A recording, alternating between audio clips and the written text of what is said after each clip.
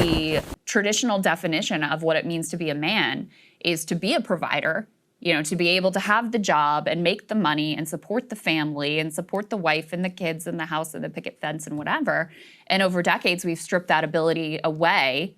That is going to create some, you know, some upset, some dislocation, and some searching for answers.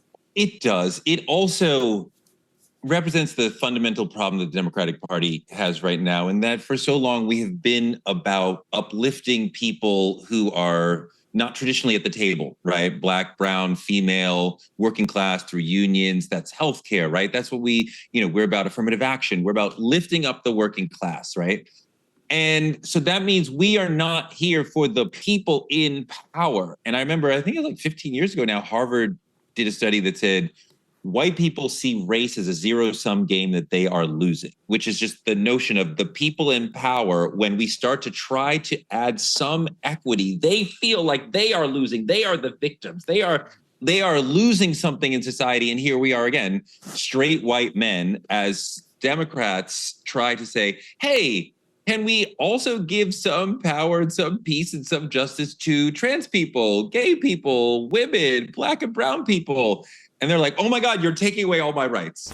Action. Being a man is a political issue, but if I say that being a man is a political issue, me as a black man, if I say that being a man is a political issue, then somehow I become a white supremacist. But they are also being racist. They are also being white supremacists. They are also... Somehow I become a misogynist because I understand that my financial needs, my family needs, my emotional needs, me as a human being, hell, I should be able to discuss me as a human without being said, damn, the things that matter to you, they don't matter. The importance of your family, your future, your children, it doesn't matter because you're a heterosexual man.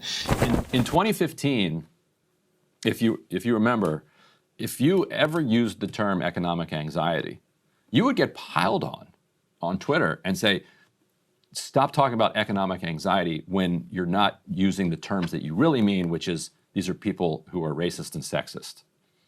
And, yes. And so it's belated, but 10 years later, they're like, okay, they actually are feeling economic anxiety. And that, like, yes, there is genuine economic anxiety because the economy does not allow people in their 20s to reach the benchmarks that they did when the previous generations. Yeah. Fine. But they are also being racist. They are also being white supremacists. They are also in love with white privilege and seeing it seep away. So they're in love with white supremacy. Holy Christ, because I can see I have economic anxiety.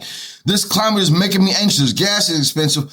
Food is expensive. How do I go to work, take care of my kids, take care of this mortgage, rent, whatever bills you have to pay? That economic anxiety, it turns into racism because I'm supposed to care about another group of people before I care about myself. It turns into misogyny because I'm supposed to care about another group of people before I care about myself. Now, if I care about women, right? If you care about women in America, then you say they need some power. They need some power. If you say these words, then the first thing, if you love women, the first thing that you would say is that you should get married and align yourself with a man if men are supposed to be powerful in society.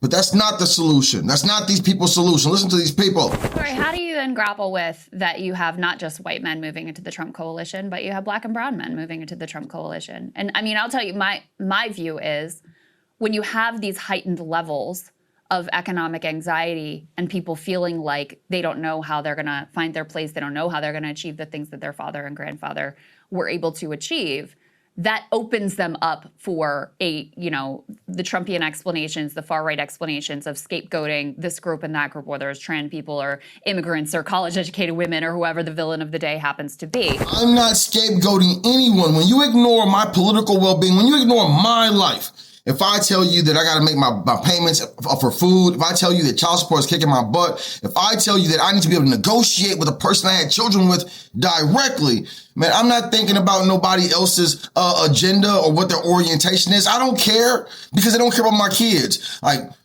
politics is negotiating resources, and so everybody's negotiating some money. And so you're going to allocate my funds for a transgender person or whatever, a homosexual person or some single woman. You're going to allocate my funds to their ideas because you think their ideas are more valuable than making babies. And that's the disconnect, right? Because humanity is predicated on people making babies, and the democratic ideas going forward are about everything other than making babies. And this person who's having this conversation, I don't know what he is. I don't know who he is, but he can't defend children because it sounds like he doesn't have any. He can't defend power because it sounds like he's very, very comfortable in his, whatever his profession is, he's very comfortable. Look at his bookshelf. I read so many books. I'm so well spoken, but you ain't got no kids. Your ideas ain't contributing to the future of America.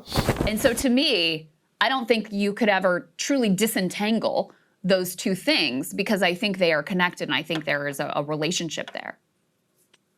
Yeah, I mean, I think that the Black movement there is perhaps less significant than we've been talking about. It was not a gigantic coalition. He was not statistically way out of line with what Republicans have gotten. Mm-hmm. I think some Black men responded to some of the same things that white men responded to as far as masculinity, as far as misogyny against Kamala, as far as a sense that I clearly understand what this candidate wants and I don't understand clearly what that candidate wants. So some of them may have come to it with, That's the story that he wants to tell. He says misogyny against Kamala.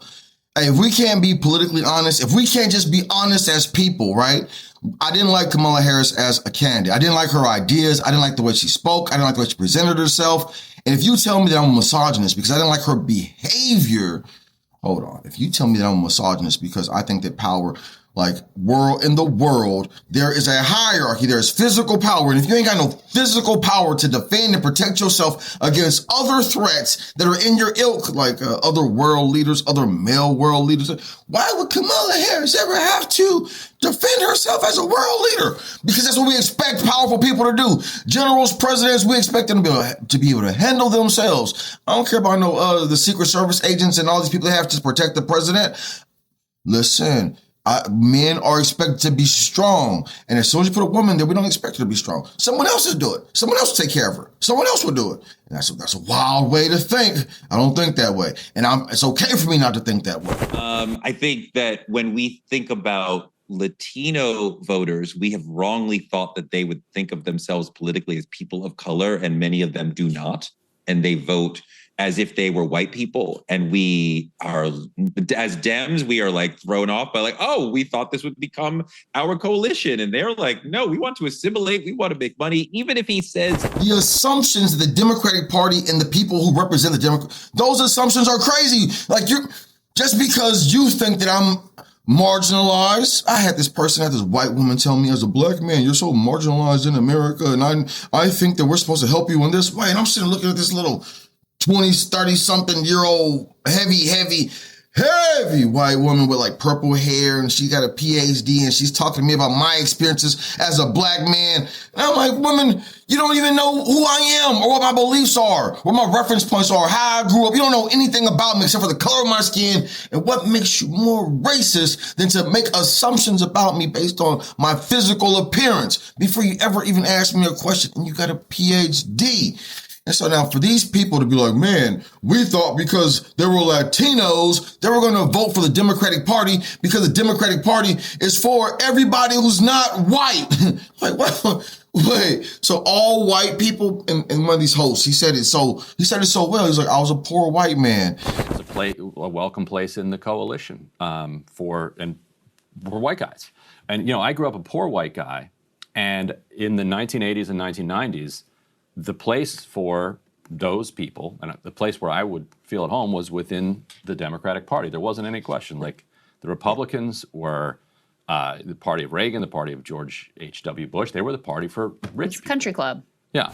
And they don't care about no poor white men, but they don't care about white men in general because they associate white men with power, even if you're a poor white man. It's a tricky position for the Democratic Party. We see, right, as unpopular as Trump is, the Democrats are even less popular. Yeah. And I'm not even sure who is the person who will be the leader to get us out of this? We both love Bernie, but we need somebody. I assume he is too old to actually be the savior himself, right? Yeah. The question then I have is, things are getting objectively worse for men across the board in America. Things are getting objectively worse for women across the board in America. This is true. Things are getting probably relatively a little worse for men than for women by all the standards, but they're getting worse for everybody. So then what is the acceptable way for men to express that anxiety politically? That is an extremely valid question. It's getting bad for everybody. As a man, I'm not supposed to look to the government and say, hey, fix this for me. Let's talk about masculinity. Can we men are supposed to do whatever is required to fight for freedom, however that looks like. If the idea doesn't exist, it's the responsibility of a man to think the idea and execute the idea. When our forefathers, white men, Europeans came across the water because they were fleeing economic and whatever religious persecution, they said, I would rather die than have someone tell me what I'm supposed to do and how I'm supposed to do it. Right now, the Democratic and Republican parties, there are men in America right now who are willing to die before you sit here and force me to agree with ideas that I disagree with. I don't agree with those ideas.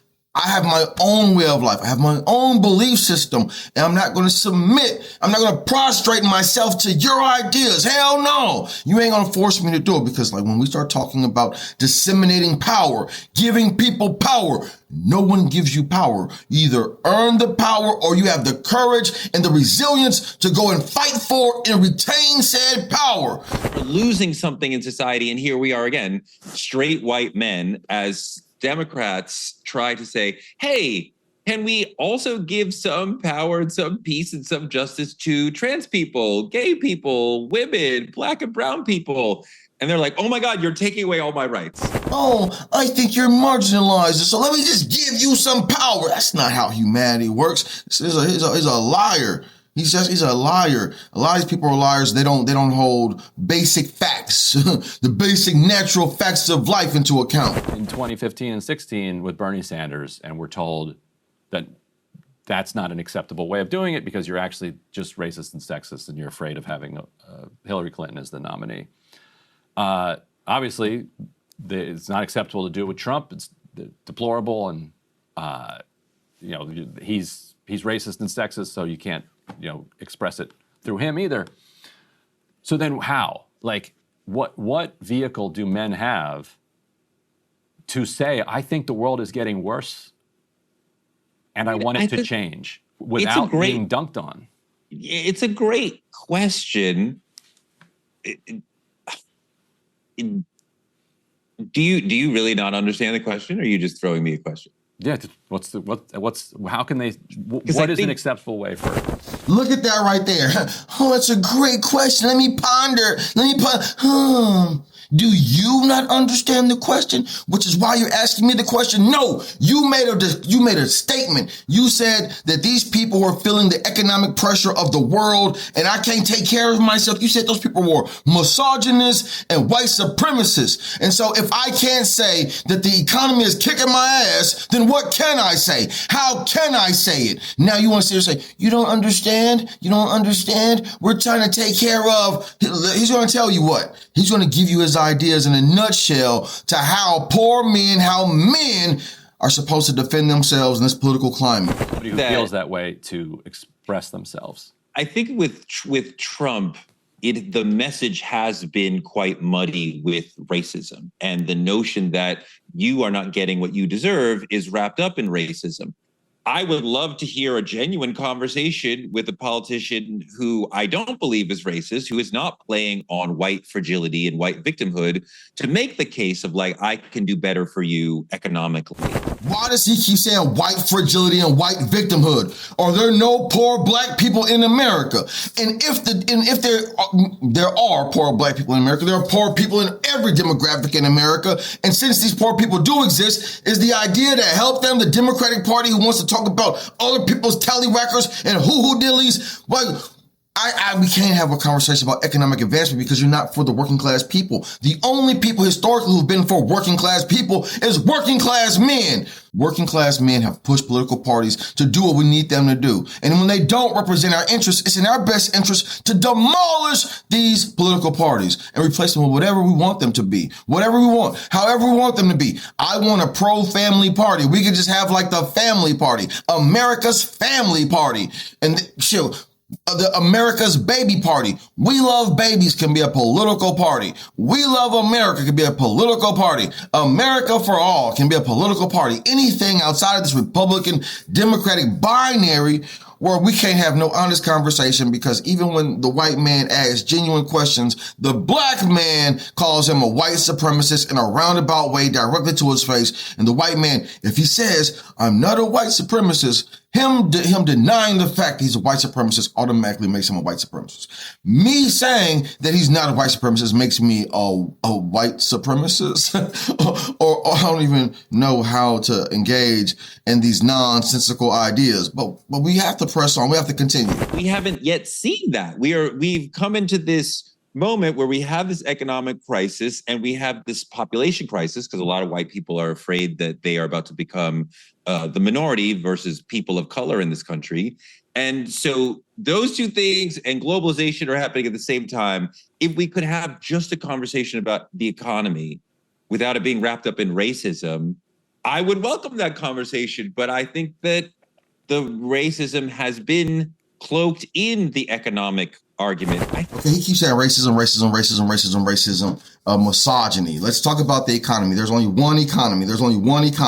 And so right now, women are at like 50%, at least 50% of the entire workforce, okay? And simultaneously, they're choosing not to have babies because they feel the economic pressure of trying to survive in the economy as it currently exists. So men and women are both feeling the economic pressure, but the workforce has been diluted because it's oversaturated with people, because women want to overlap male responsibility when women's primary function as a human being is to make babies. But to say that women should and were designed to make babies, somehow that becomes misogyny, right? I don't even understand. In order to have a nation, you have to have babies. In order to have like a healthy economy, then women should be the primary caregivers of their children. There are poor women who are going to work for $7.75 an hour, and when they go to work, they drop their kids off at daycare, and the daycare workers make $18, and they're being subsidized by the federal taxpayers.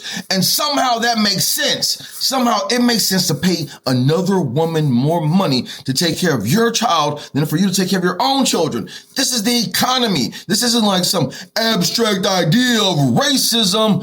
Donald Trump won. The majority of people in America voted for Donald Trump. He not only won the popular vote, he also won the electoral college. He won everything. And so obviously it's not just white people who are feeling the economic pressure right now. It's not just women, it's men too. And how do you relieve this economic pressure? You gotta tell the truth, man. America needs babies. Hell yes.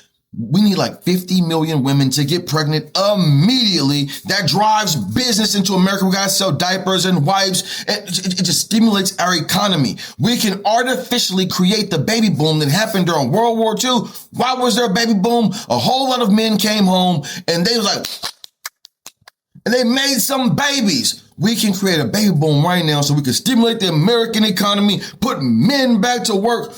All these things are good things. Families are good things. Babies are good things. Investing in the people are wonderful things. But the only way this gets back to like in order is if we get back to natural order. Men, it's time to work as hard as you can to make America the most strongest, profitable place in the history of the world. Women, it's time to make sure that we have at least enough Americans to defend ourselves against China and India and all the other nations in the world. We need human power. And human power comes from the power of that wonderful magic box called the vagina and the birth canal. Thank you so much for being the greatest American alive. We must save America from bad ideas like the ideas we just heard. The greatest American alive. The greatest American alive. The greatest American alive. The greatest American alive. The greatest American alive. The greatest American alive.